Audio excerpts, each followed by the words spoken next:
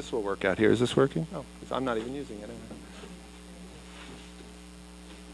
Why don't you guys come down here, because you guys will be first. Okay, and I'm going to give you the mic. You don't want the mic? And then we'll give it to Sophia. No, you need to use it, because you guys speak softly. Here, put it there. Oh, I can talk loudly. That's not a problem. Step up. Come on, girls. Why don't you step up? Come on. Okay, Olivia, you first. Come on. It's fun. It's exciting. Okay, is there enough room for everybody? What we'll do is, Sophia, take your turn to the end, and then when Aaron and Allie and Olivia get done, we'll slide down. Okay. So one of the things I want the students to do is to introduce themselves, so you know who they are. So would you three girls who are going to go first, would you just say who you are? I'm Olivia. I'm Allie. And I'm Erin. There we go. That's great.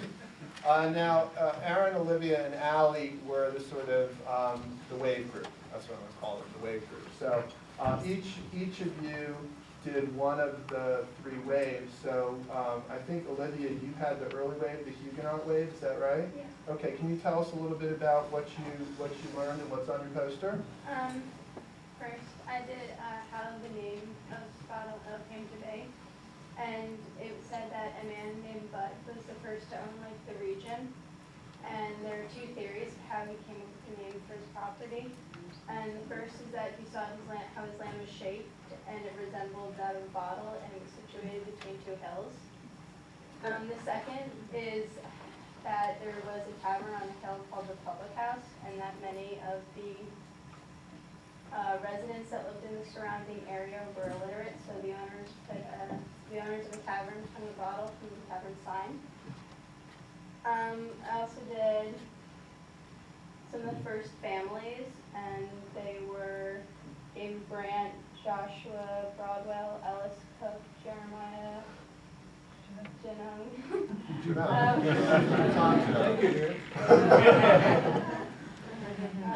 Aaron Burnett, and then it talked more about the Burnett's, and it said that Aaron Burnett was believed to have moved to the region during 1744 to 1748 when he was 90 years old, and David Burnett later on in the 1750s bought a property on both sides of Rosedale Avenue. Okay.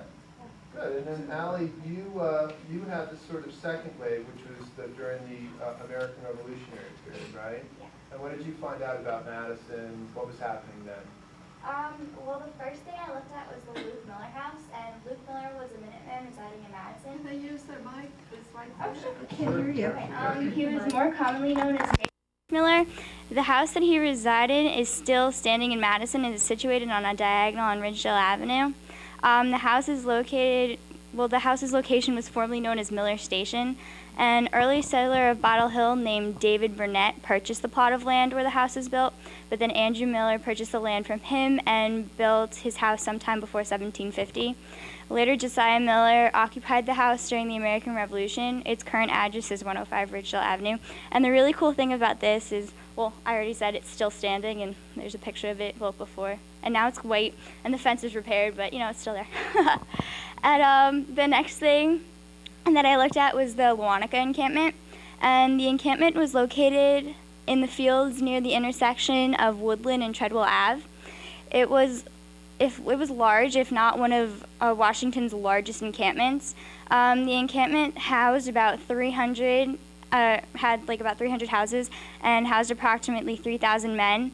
The conditions in the encampment were pretty bad. They were pretty comparable to Valley Forge and Jockey Hollow during the winter of 1777. And then the last thing I looked at was the Ephraim Sayre House.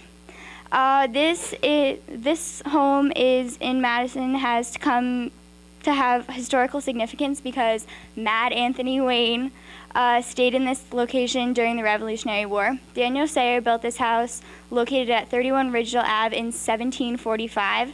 The house is also considered to be significant because it is a possible stop for the Underground Railroad, which I thought was pretty cool. And there's a picture of the house. It's kind of tiny. We tried to blow it up, but it wasn't very successful. And then there's a picture of the grave. Yeah, and then I'll turn it over to Aaron. Oh yeah, but that's just general events about all of ours. What you were doing with that. Okay, well, we wanted to show, like, Madison compared to, like, all over the world. So, like, it's stuff that's going on around the same time. So, like, I don't know, let's see. Like, in 1744 to 1748, Aaron Burnett moved to this region, while majorly during this time, around 1754, the French and Indian War started on American soil. So it was pretty cool to compare, like, the two timelines and see, like, what was going on during each time. Great, Alan. Thanks so much. Okay, Aaron, you had the last wave, which was the part that Marie spoke about in depth, and that was during the French Revolution. What was going on in Madison around that time? Well, in 1798, the first stagecoach stops were made in Bottle Hill, and Benjamin Freeman and John Halsey operated the first stagecoach in the area. And like it ran on the schedule from Tuesday to Wednesday and Friday to Saturday. And they had the stops at the homes of Benjamin Freeman and Stephen Halsey, who lived in Madison or Bottle Hill, and then Israel Day's home in Chatham. And the interesting part was it cost like $1 to go from Bottle Hill to Elizabethtown, and $1.25 from Bottle Hill to Paulus Point, which is Jersey City. And then this is about the Madison Academy. In 1809, the school called the Madison Academy, which was on Convent Road. Then it moved to Ridgedale. This is where the convent is where St. Elizabeth's is currently located. And it was 2 stories high and constructed of brick. Across the front of the school in white marble, Madison Academy 1809 was written. And several years later, the school had some improvements. And then in 1834, a lot of people met together to change the name of the town of Bottle Hill because of the school of Madison Academy. And because of one man, Matthias L. Burnett, they changed it to Madison because of his vote. And this was located in the Historical Society. When we went to the library, this is like a picture of the cornerstone. And also, this is about the Bottle Hills post office, the first one. It was in the early 1800s, and it was located in the James Building. And the first postmaster was Abraham Bratton from 1812 to 1830. And then the next postmaster was, the first, and Matthias Burnett became the next one after him. Great, thank you, Aaron. Now, I just wanted to ask you guys a couple of questions. The first one is, and I think this will be easy for you if you're honest, what was the hardest thing or the greatest challenge that you faced in doing your research for this project? How honest you are. Yeah, go ahead. Well, I felt like we were kind of under a time crunch, so it was kind of like when we were here, we found it kind of difficult because there wasn't as many books that we could go through as a lot of people. And well, I don't know, I kind of wanted to go through it, but it wasn't